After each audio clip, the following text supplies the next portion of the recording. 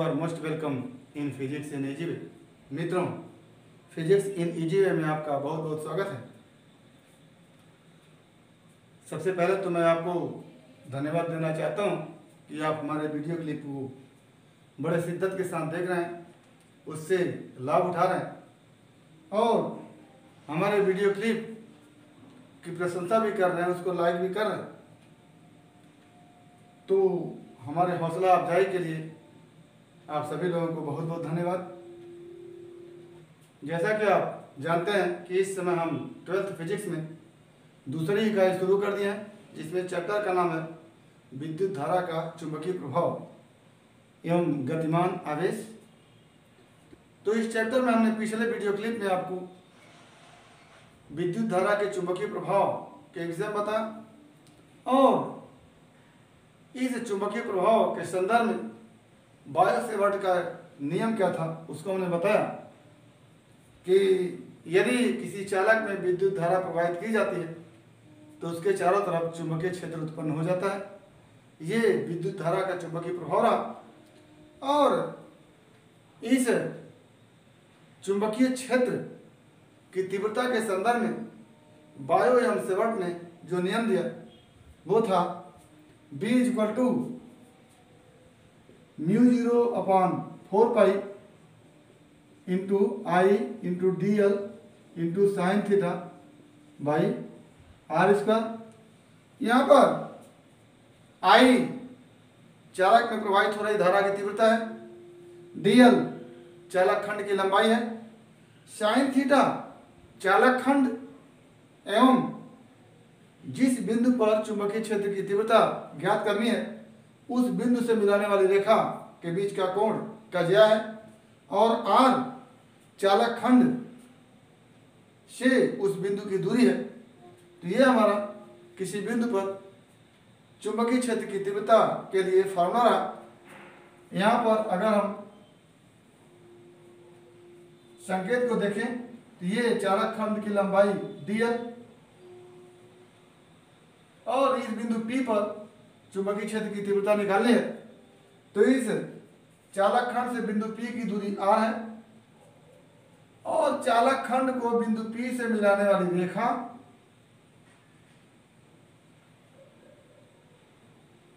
तथा चालक खंड, ये हमारा चालक खंड है, चालक खंड के बीच का कोण थीटा, तो ये हमारा और चालक खंड में धारा I है। तो ये इस बिंदु P पर चुंबकीय क्षेत्र की तीव्रता B के लिए बायो-सेवर्ट के नियम के अनुसार फार्मूला है। इसमें हमने μ0 को बताया था कि निर्वात की विद्युतशीलता है और उसका मान हमने कल बताया था आपको कि μ0 equal to 4 pi into 10⁻⁷ newton प्रति एम्पियर स्क्वायर, न्यूटन प्रति एम्पियर स्क्वायर, ये हमारा μ0 का मान था। आज इसी निरंतरता में हम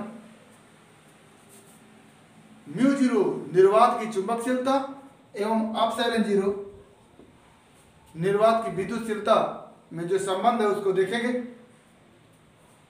तो इसको देखने के लिए सर्वप्रथम हम μ0 एवं I0 का मान मात्रक सहित रखेंगे। तो हम लिखते हैं μ0 equal to 4 pi into 10⁻⁷ newton प्रति एम्पियर स्क्वायर और 1/4 पाई अपसाइलन 0 इक्वल टू लिखते हैं न्यूटन, ये 9 इंटू 10⁹ न्यूटन मीटर स्क्वायर प्रति कूलम स्क्वायर। ये हमारा 1/4 पाई एप्सिलॉन 0 का मान है। इसमें एप्सिलॉन 0 जो है वो निर्वात की विद्युतशीलता है। यदि हम इक्वेशन 2 इसको कह लें और ये इक्वेशन 1 कह लें तो इक्वेशन 2/1 कर दें। क्या करें? Equation 2 upon equation 1। इसको करने से हमको मिलेगा कि 1 upon 4 pi epsilon 0 upon mu 0 equal to 9 into 10⁹ newton metre square प्रति coulomb square upon 4 pi into 10⁻⁻7 newton प्रति एम्पियर स्क्वायर। यहां से हमारा बन के आता है 1 upon mu 0 epsilon 0 into 4 pi बराबर क्या होता है 9 into 10⁹ newton metre square upon coulomb square into 4 pi into 10⁻⁻7 newton प्रति एम्पियर में स्क्वायर, प्रति एम्पियर ऊपर चला जाएगा तो एम्पियर स्क्वायर हो जाएगा। अब यहां से हमारा बन के आता है 1 upon mu 0 epsilon 0 equal to ये 4 पाई इधर जाके मल्टीप्लाई कर देगा क्या हो जाएगा 4 पाई इंटू 9 इंटू 10⁻9 ये 10⁻⁻7 ऊपर चला गया 10⁻7 हो गया न्यूटन न्यूटन से कट गया 4 पाई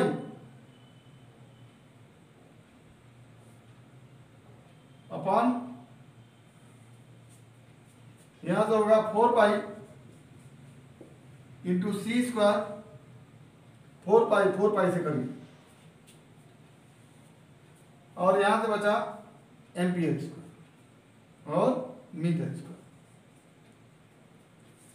अब हो जाएगा हमारा 1 upon mu 0 epsilon 0 equal to 9 into 10⁻9 into या इसको 10⁻9 प्लस 10⁻17 क्या लेंगे into ampere square metre square upon coulomb का स्क्वायर। कूलम को आप लिख सकते हैं 80 का स्क्वायर। तो क्या हो जाएगा यहां से equal to 9 into 10⁻16 into ampere square cut गया मीटर स्क्वायर बटे समय का स्क्वायर। अब यहां से हो जाता है 1 upon mu 0 epsilon 0 equal to 9 into 10⁻16 metre बटे सेकेंड का स्क्वायर और ये हमारा हो जाता है 1 upon under root mu 0 epsilon 0 equal to 3 into 10⁸ metre पर सेकेंड। ये समय का स्क्वायर है तो पर सेकंड लिख सकते हैं और ये जो मान होता है वो हमारा वेलोसिटी ऑफ लाइट होता है तो आप लिख सकते हैं 1 upon under root mu 0 epsilon 0 equal to velocity of light.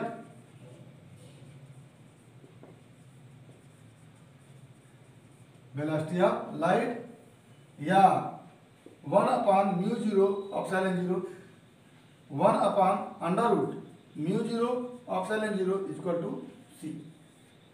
तो ये हमारा म्यू 0 एवं एप्सिलॉन 0 में संबंध होता है। तो सबसे पहले म्यू 0 का मान रख लेते हैं फिर 1 अपॉन 4 पाई एप्सिलॉन 0 का मान रख लेते हैं। इसको समीकरण 1 कहते हैं, इसको समीकरण 2 कहते हैं। समीकरण 2 में समीकरण 1 से डिवाइड करते हैं, हल करते हुए चलते हैं तो हमको आप 1 upon mu 0 epsilon 0 equal to 9 into 10⁻16 metre बटे समय सेकंड का स्क्वायर होता है और ये मीटर और ये सेकंड हो गया तो मीटर पर सेकंड का स्क्वायर हो गया और यहाँ से अंडर रूट ले लेते हैं तो 1 upon mu 0 epsilon 0 equal to हो जाता है 3 इंटू 10⁸ मीटर पर सेकंड और ये 3 इंटू 10⁸ मीटर पर सेकंड जो होता है वो वेलोसिटी ऑफ लाइट होता है। तो इस तरह से 1 upon under root mu 0 epsilon 0 equal to velocity of light होता है। तो ये हमारा निर्वात की विद्युतशीलता और निर्वात की चुंबकशीलता में संबंध बन के आता है। तो अक्सर करके ये सवाल कहीं ना कहीं पूछे जाते हैं, जिसको आपको जानना चाहिए। आगे हम बायो सेवर्ट लॉ में किसी धारावाही चालक के कारण उत्पन्न चुंबकीय क्षेत्र की तीव्रता का परिमाण तो जान लिया है, उसकी दिशा को जाननी है। तो आइए देखते हैं कि किसी धारावाही चालक के कारण उसके इर्द गिर्द उत्पन्न चुंबकीय क्षेत्र की तीव्रता की दिशा क्या होती है, इसको देखते हैं। तो किसी धारावाही चालक के कारण उसके निकट किसी बिंदु पर विद्युत क्षेत्र की तीव्रता, किसी धारावाही चालक के कारण उसके निकट किसी बिंदु पर चुंबकीय क्षेत्र की दिशा को जानने से संबंधित दो नियम हैं। तो यहां लिखेंगे कि किसी धारावाही चालक के कारण किसी बिंदु पर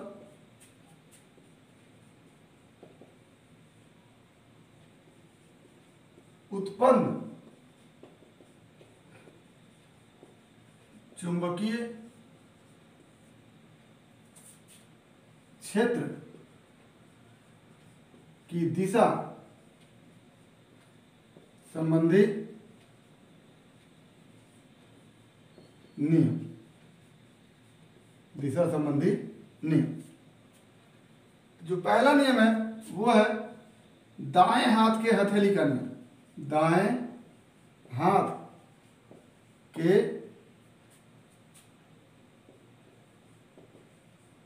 हथेली का नियम।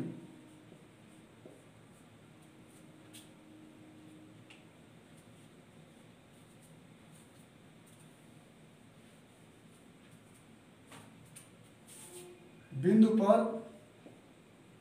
उत्पन्न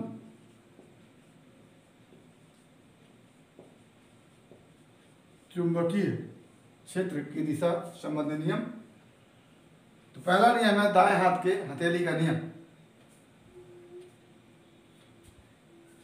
तो जैसा कि आप चित्र में देख रहे हैं, यदि हम अपने दाएं हाथ के हथेली को इस तरह से फैलाते हैं, इस तरह से, और ये अंगूठा चालक तार में धारा की दिशा को व्यक्त करता है, और ये चारों उंगलियां उस बिंदु की तरफ संकेत करती हैं जहां पर हमको चुंबकीय क्षेत्र की दिशा को ज्ञात करनी है। तो उस बिंदु पर चुंबकीय क्षेत्र की दिशा इस दाएं हाथ की हथेली से बल लगाने की दिशा में होगी। जैसे यदि ये हमारा दाएं हाथ का हथेली है और इसमें हम एक चालक तार ऐसे पकड़े हुए हैं, ऐसे लगाए हैं, तो चालक तार में धारा की दिशा अंगूठे की दिशा में हो, और हमें कहीं इस बिंदु पर, ये हमारा कोई बिंदु है, यहां पर हमको, ये हमारा चालक तार है और यहां पर हमको चुंबकीय क्षेत्र की दिशा निकालनी है बिंदु P पर। तो इस चालक तार जिसमें विद्युत धारा की दिशा अंगूठे की दिशा में है के कारण इस बिंदु P पर चुंबकीय क्षेत्र की तीव्रता की दिशा या चुंबकीय क्षेत्र की दिशा इस हथेली के द्वारा लगाए गए बल की दिशा में होगी। ये हमारा चालक तार है और यहां पर हमको, ये चालक तार है और इसकी इसमें धारा की दिशा अंगूठे की दिशा में है, तो बिंदु P पर लगने वाले बल की दिशा इस हथेली के द्वारा लगाए जाने वाले बल की दिशा में होगी। तो इस तरह से हम बल, इस तरह से इस हथेली से हम बल इस दिशा में लगाएंगे, तो यही दिशा जो होगी वो इस बिंदु P पर उत्पन्न चुंबकीय क्षेत्र की दिशा होगी। तो इसको हम दाएं हाथ के हथेली का नियम कहते हैं। तो इसको लिखेंगे कि यदि हम दाएं हाथ की हथेली को इस प्रकार फैलाएं कि अंगूठा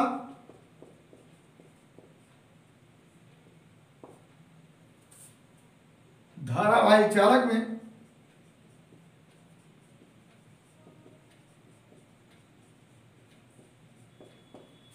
धारा की दिशा को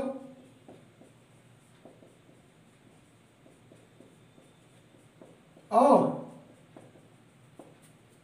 चारों उंगलियां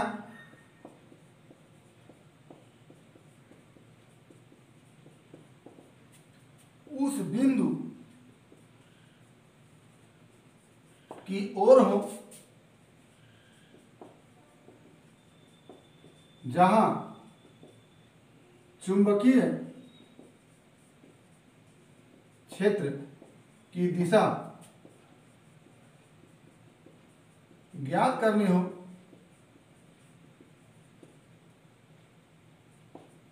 तो हथेली द्वारा लंबवत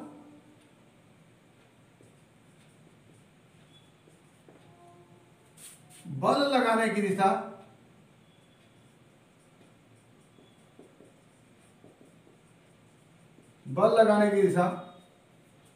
चुंबकीय क्षेत्र की दिशा होगी।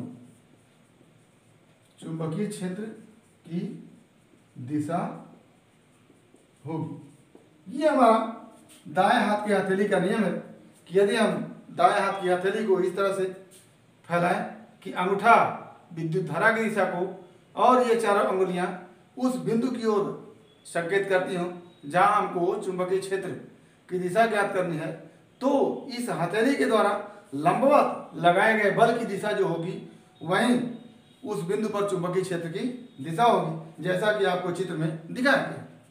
तो ये हमारा हो गया दाएं हाथ की हथेली का नियम। अगला जो नियम हमारा है वो है मैक्सवेल के स्क्रू का नियम। जो दूसरा नियम है वो है मैक्सवेल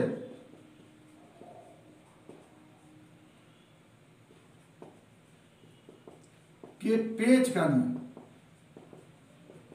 पेच का नियम।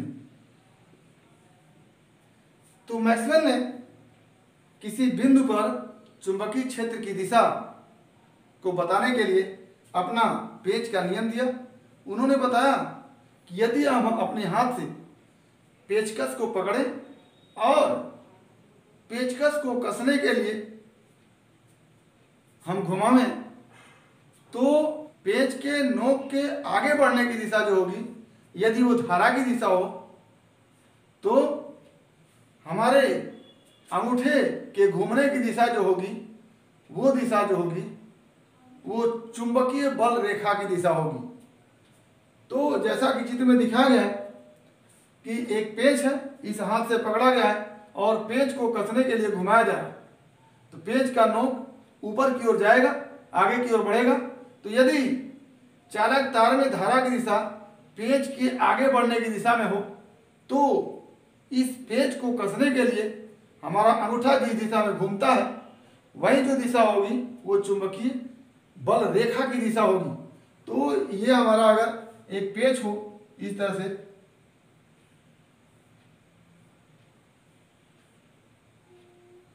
और इसको हम घुमाने के लिए एक पेचकस को पकड़ें, तो पेचकस को हम ऐसे पकड़ के ऐसे घुमाएंगे और पेच हमारा आगे की तरफ जाएगा। तो ये पेच आगे की तरफ जाएगा तो ये हमारी धारा की दिशा अगर हो तो हम इस अंगूठे को पेचकस को घुमाने के लिए अंगूठे को जिस दिशा में घुमाते हैं, अंगूठे को हम इस दिशा में घुमाते हैं, तो यही जो अंगूठे के घुमाने की दिशा होगी वो दिशा चुंबकीय बल रेखा की दिशा होगी। चुंबकीय बल रेखा की दिशा होगी और ये धारा आई की दिशा है जिधर स्क्रू आगे बढ़ रहा है। तो ये हमारा मैक्सवेल का पेच का नियम है।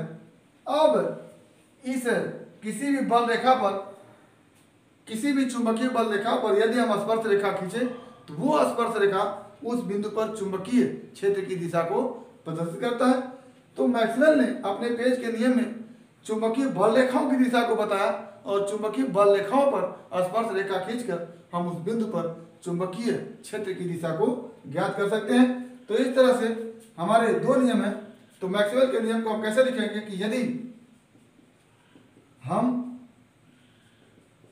किसी पेच को कसने के लिए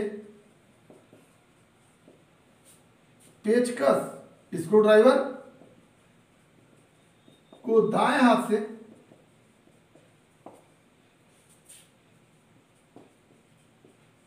पकड़ें और कसने के लिए, पेच को कसने के लिए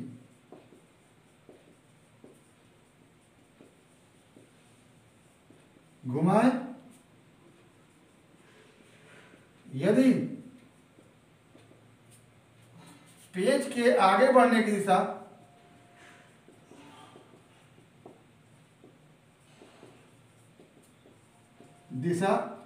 धारा की दिशा हो तो अंगूठे के घूमने की दिशा चुंबकीय बल रेखा की दिशा होगी। चुंबकीय बल रेखा की दिशा होगी और इस चुंबकीय बल रेखा के किसी बिंदु पर खींची गई स्पर्श रेखा उस बिंदु पर चुंबकीय क्षेत्र की दिशा को प्रदर्शित करेगा। ये हमारा मैक्सवेल के पेच का नियम है। तो इस तरह से हमने निर्वात की विद्युतशीलता या निर्वात की चुंबकशीलता में संबंध को देखा और किसी धारावाही चालक के कारण किसी बिंदु पर उत्पन्न चुंबकीय क्षेत्र की दिशा से संबंधित दो नियमों को देखा। पहला दाएं हाथ की हथेली का नियम और दूसरा मैक्सवेल के पेच का नियम। दाएं हाथ के हथेली के नियम में हमने देखा कि यदि दाएं हाथ को इस तरह से फैलाएं कि अंगूठा विद्युत धारा की दिशा को बताए और चारों उंगलियां उस बिंदु की तरफ संकेत करें जहां हमको चुंबकीय क्षेत्र की दिशा को पता करना है, तो हथेली के द्वारा लंबवत लगाए गए बल की जो दिशा होगी वही चुंबकीय क्षेत्र की दिशा होगी। दूसरा हमने मैक्सवेल के पेच के नियम को देखा कि यदि हम किसी पेच को कसने के लिए एक पेचकस को पकड़े और पेच को कसने के लिए पेचकस को घुमाएं तो पेच के आगे बढ़ने की दिशा यदि धारा की दिशा को प्रदर्शित करता है, यदि धारा की दिशा को प्रदर्शित करता है तो हमारे अंगूठे के घूमने की दिशा विद्युत बल रेखा की दिशा को प्रदर्शित करेगा और इस विद्युत बल रेखा के किसी बिंदु पर खींची गई स्पर्श रेखा उस बिंदु पर चुंबकीय क्षेत्र की दिशा को प्रदर्शित करेगा। तो इस तरह से दोनों नियमों के आधार पर हम किसी बिंदु पर चुंबकीय क्षेत्र की दिशा को जान सकेंगे। तो उम्मीद करते हैं कि दोनों ही टॉपिक आपको समझ में आया होगा। नंबर 1 निर्वात की विद्युतशीलता एवं निर्वात की चुंबकशीलता में संबंध और नंबर 2 किसी धारावाही चालक के कारण किसी बिंदु पर उत्पन्न चुंबकीय क्षेत्र की दिशा संबंधी दोनों नियम। यदि इसमें किसी प्रकार की कोई परेशानी हो तो आप हमारे YouTube चैनल के कमेंट बॉक्स में कमेंट करके अथवा हमारे व्हाट्सएप नंबर पर कॉल करके आप अपनी समस्या का समाधान करेंगे। साथ ही यदि हमारा वीडियो क्लिप आपको पसंद आया हो तो प्लीज़ लाइक करेंगे, शेयर करेंगे, साथ ही हमारे YouTube चैनल को सब्सक्राइब करेंगे ताकि हमारा हर वीडियो क्लिप आप तक बिना किसी रिकॉर्ड के पहुंचता रहे। तो आपके फिजिक्स के मुकम्मल तैयारी के लिए हम जिस तरह से तत्पर है उसी तरह से प्लीज़ आप भी तत्पर रहें और हमारे YouTube चैनल को सब्सक्राइब करें। आपके फिजिक्स की मुकम्मल तैयारी कराने में हम पूरा प्रयास करेंगे। तो आज बस इतना ही। अगला टॉपिक अगले वीडियो क्लिप में आपके भविष्य के लिए एक बार फिर बेस्ट ऑफ लक। धन्यवाद।